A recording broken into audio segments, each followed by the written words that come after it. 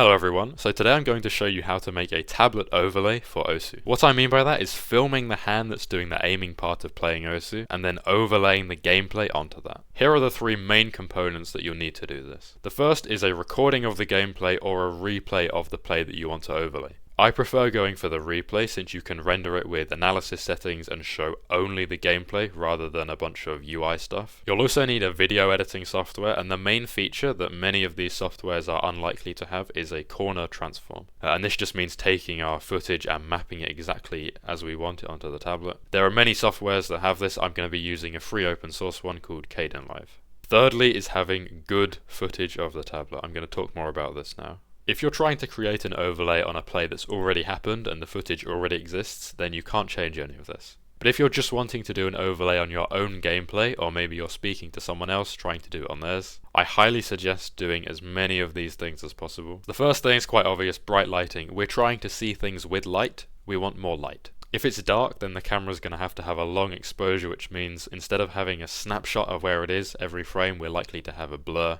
This is not very useful. That being said, we also want to make sure there aren't any harsh reflections on the tablet if possible. Ideally, the pen nib should be clearly visible, right? So the pen nib is what determines where the cursor is. If we can't see that, we're not really doing a good overlay. So this camera angle here is bad, for instance. We have no idea where the pen is. Although unfortunately, many people do grip the pen near the nib, like myself. This potentially makes it harder to find a good camera angle. Shaking of both the camera and the desk should also be minimized. This goes without saying. If we have to keep on remapping, it's going to be more effort, and it could also introduce more blur. A camera angle where we're looking down on the play is ideal. You see here we're very level with the tablet. If we did an overlay, it's going to be almost useless. It can be useful to have some known landmarks on the tablet, right? So knowing that this point maps to one corner, this point maps to another, and so on. If you're just trying this out, then you can maybe try a full area for your tablet and then map just the corners. This is very easy. But if you're wanting to play well, then letting this process manipulate your area is maybe not a good idea. In the past, I have stuck tiny pieces of tape on my tablet to calibrate it. My personal recommendation is not to worry about this too much. You can always change it while you're editing. And in theory, all you need to do is find 3 separate points in the replay where you know where the pen is and you know where it is in the gameplay, and then you can just sync it up from there. If our camera's too far away from our tablet, then it's going to be less pixels, right? We want to see it clearly, so we want to be close to it.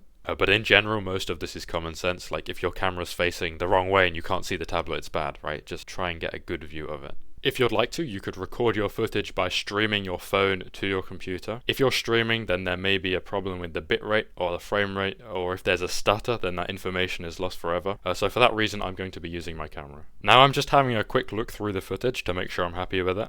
It seems to be in focus, it's quite bright, and the tablet is filling the frame, so I'm really happy with this. You can't see it super clearly, but my hand here is pushing against the desk as hard as I can. I really tried to keep it stable, but unfortunately I have a very flimsy desk, so it's still is shaking around. See, this is really annoying. I would love to stop this, but I can't. It's also very irritating that my hand is casting a big shadow right over this because my window's over here. Again, unfortunately I don't have a light and it's not practical for me to move this about, so we're going to have to deal with that. But I think this highlights how important it is to focus on this sort of thing. I tried my very best to get the best angle possible, and it's still suboptimal in some cases. It's also worth highlighting that the gameplay is probably just staying in this tiny section of the screen. So if I wanted to, I could just focus in on this, but then we wouldn't get to see the whole hand. So it's a trade-off. Do you want to see the gameplay very detailed, or do you want to see the whole hand movement? So now we've got our footage of our hand moving, we now need a video of the actual gameplay itself. So one way you can do this is just by screen recording while you're playing the game, but I prefer to use the replay and then render it. For this I'm using a software called Dancer. If you download it, it may look a bit different. I'm using a slightly older version. This is all preference, but I recommend having some kind of config, which is just the raw input without all of the UI elements. To save a replay in-game, you'll go to the results screen of a score and then press F2. This will make a replay file. I'm going to drag this into Dancer, like this, and then I'm going to change this so it's not selecting watch, but it's recording instead. Finally, we'll just render the replay by clicking dance, and then our computer will start working hard to make a nice video for us. Here's the result of that. This is the gameplay that I've just played, and I've tried to change the settings so it's as clear as possible to see what's happening. Lots of these video editing softwares are quite intimidating with all of the things that are on screen. Just try and focus on what's important and hopefully it should fall into place. So I've imported my 2 clips, one for gameplay and one of my hand, into the project bin here. I've trimmed down the 2 clips so most of the time before and after the gameplay has been removed. I've selected the gameplay footage, then I've gone to this effects tab searched for Chroma Key Advanced, dragged this into the effects, then selected black as the color to select. As you see now, all of the black pixels are not being drawn, only the other pixels are. You can change these settings if you want it to be more or less tolerant, or change the smoothing somehow.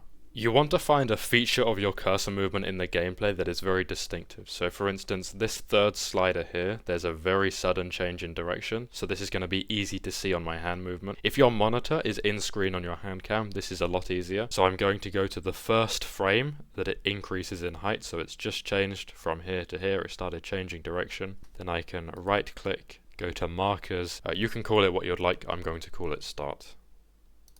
By the way, it's these small icons here to show or hide a video from rendering up here. Now I'm looking at the hand cam footage and I want to find that same distinctive movement. I'm fairly confident this is the right timestamp. Also add a marker here. And if we just drag these two clips together, these markers should snap together. Even though we've not yet changed the position, we can see that the hand movements are roughly syncing up, so this is a good sign. We've probably got the timing right. It's also worth mentioning, in this monitor tab here, you can go to preview resolution and stop it rendering the full video every time you move the timeline. With the transformation and color keying effects that we're going to add, this is really useful. That being said, if you're trying to place the corners very precisely, you may not want it on the lowest setting. I've again selected the gameplay clip, gone into effects, looked for corners, and then dragged this above the chroma key one. From there we can drag these corners into place, and I'm sure it's quite self-explanatory what to do. I have my tablet area calibrated so that this point here on the tablet surface is exactly where the bottom left corner is. So all I need to do is go through the timeline, and anytime this deviates I can just move it into place,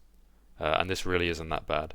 I would recommend focusing on one corner, going through it, and doing the same for the others. So here it just follows it, it's that simple. This is why having maybe tape on your tablet or these landmarks is really helpful. I think I'm done for today with how many keyframes I'm going to add. We'll have to see how our results are since I've sort of rushed through this, but if your hand's not casting a big shadow over everything and you have some nice landmarks on your tablet, it's a lot easier to get these really precise keyframes all the time. But I would say this is only necessary if you want a super high quality result. So with that, I'll say bye bye and enjoy the result.